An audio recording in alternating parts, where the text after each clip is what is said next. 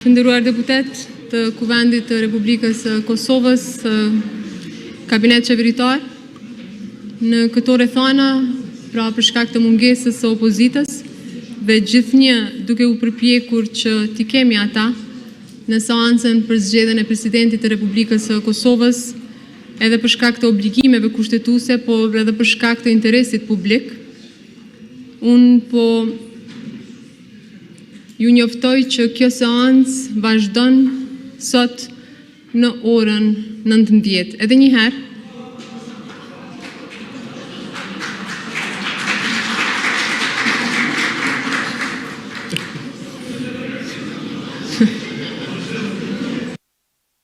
e mediat të cilat janë të pranishme me mirëkuptim, i kërkoj që të mos pengojnë zhvillimin e seancës, jeni këtu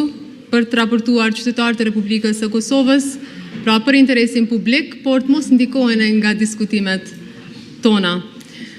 Deputet, shihemi në orën 19 dhe i bëj lutje opozitës që të jenë të pranishëm në atë seancë.